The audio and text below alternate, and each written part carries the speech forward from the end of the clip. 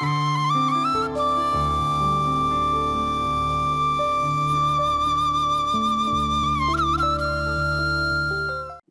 TV பார்வையாளர்கள் அனைவருக்கும் வணக்கம். உளவளம் உளநலம் பேணவே மகிழ்வான வளமிக்க வாழ்வுக்கு உள்ள பதிவுகளை அழிக்க முடியாது. மனதில் பதிஞ்ச பதிவுகளை அழிக்க முடியாது. அதனை நினைவூட்டாமல் செய்யலாம். அது மீள பார்க்காம செய்கிறது என்ற தலைப்பில் பாதிக்கப்பட்ட சூழல் பாதிப்பு வழங்கும் ஆள்கள் இல்லாத இடத்தில் இருந்தோ நினைவூட்டாத வகையில் வாழ்ந்தோ தங்கள் பாதிப்புகளை மீட்டு பார்க்காமல் வாழ முடியும் என்பதை விளக்க வேண்டும். இதுதான் இன்றைய சமூகத்தில் உள்ள பெரிய சிக்கல். சிலரை கண்டோன்னு சிலருக்கு வயிற்றோட்டம் வரும், பயம். சிலரை கண்டோன்னு சிலர் அழுவார்கள், அது பாதிப்புற்ற துயரம். சிலரை கண்டால் சிலர் பின்பக்கத்தில் ஓடி ஒளிஞ்சிடுவார்கள், அது இன்னொரு விதமான பயம். ஆகவே எங்களுடைய சமூகத்தில் இவற்றிலிருந்து அவர்களை வெளியில் கொண்டு வருவோம். அப்போ ஒரு மாணவர், இதை நான் படித்த கதை, ஒரு மாணவர் ஒரே வயிற்றோட்டம் மருத்துவர்கள கொண்டு காட்டினால் அவர்களுக்கு என்ன பிரச்சனை கண்டுபிடிக்க முடியாமல் போயிட்டு அப்புறம் உளநல மருத்துவர் சைக்காட்ரிஸ்ட் டாக்டர் தான் கண்டுபிடிக்க, தம்பி உமாக்கு என்ன பிரச்சனை, ஏன் பயந்து கொண்டு இருக்கு.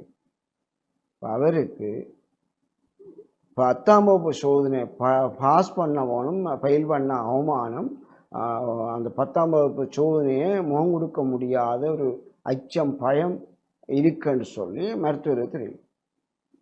அவன் மருத்துவர் என்ன செய்ய, தேர்தப்பனை கூப்பிட்டு இந்த பிள்ளை இந்த முறை சோதனை எழுதப்பட வேண்டாம், அதை தயார்படுத்தின காணாது, அடுத்த முறை சோதனை எழுதலாம். உடனடியாக வயிற்றோட்டம் நின்று, அவர் பயத்தின் காரணமாக வயிற்றோட்டம் வந்துடும். இது மருத்துவ அறிக்கை. ஆகவே நாங்கள் உள்ளத்தில் தேவையற்றதை சுமந்து கொண்டு இருக்கிறதே பிரச்சனை. சிலரை பார்ப்பதனூடாக, சில கதைகளை கேட்பதனூடாக, சில கதைகளை வாசிப்பதனூடாக, சில வரலாற்றை திருப்பி சொல்லுவதனூடாக, சில கருத்துக்கள் வரும்போது, சில இடங்கள் வரும்போது நாங்கள் பாதிக்கப்பட்டிருந்தால் உள்ளம் அதனை மீட்டு பார்க்கிறது. மீட்டு பார்ப்பதனால் உள்ளத்தில் நோவு ஏற்படுது, பதவிக்கிறோம்னு சொல்கிறோம், கவலைப்படுறோம், துயரப்படுறோம். இந்த மனநிலையிலிருந்து ஒவ்வொருத்தரையும் நாங்கள் சமூகத்திலிருந்து சுகப்படுத்த வேண்டுமா இருந்தால் அவர்களுக்கு எது பிடிக்கும் எது பிடிக்காது என்பதை விட இதனால் பாதிப்புற்றவர்கள், எவராலே பாதிப்புற்றவர்கள், எந்த சூழலில் இருந்து பாதிப்புற்றவர், அவர்களை அந்த சூழலிலோ அவர்களுக்கு முன்னாலோ விடாமல் காப்பாற்றுவோம். உதாரணமாக ஒரு எடுத்துக்காட்டு சொல்லுகிறேன். தகப்பன் பிள்ளைக்கு நல்ல அடின்னு அடிக்கிறது. அப்போ பிள்ளை தாப்பனை கண்ட ஒன்று ஓடி ஓடி. அப்போ மூத்தவர் சொன்ன ஆலோசனை மாமன் வீட்லையோ மச்சான் வீட்லையோ கொண்டு ஆளை இழுத்து தேப்பனை காணவனுக்கு வருத்தம் பெறும். அப்போ வேறு வழியில் ஏனென்னா தகப்பனை பார்க்க அந்த பிள்ளைக்கு மனப்பயம் அதிகரிக்கும், அதால் பிள்ளை பாரு. அடுத்த இன்னொரு உதாரணம் நான் சொல்வேன். சிலர் காதலித்திருக்கலாம், சிலர் அந்த காதலேருந்து விலகி இருக்கலாம். அது பெற்றார் ஆய்க்கினைக்காக பிள்ளை காதலித்து வர விட்டுட்டு ஒரு ஆளை திருமணம் செய்திருக்கலாம், அல்லது அதிக சீதனம் கொடுக்குறாண்டு ஆண்மகன் வேறொரு பெண்ணை கல்யாணம் செய்திருக்கலாம். அது ஒருவரை நேரம் பார்க்கும்போது அந்த பாதிப்பு மனதில் இருக்கும். இவர் என்ன மாற்றும், இவர் என்ன இப்படி செய்து பாதிப்பு மனதில் உழந்து கொண்டு இருக்கும்.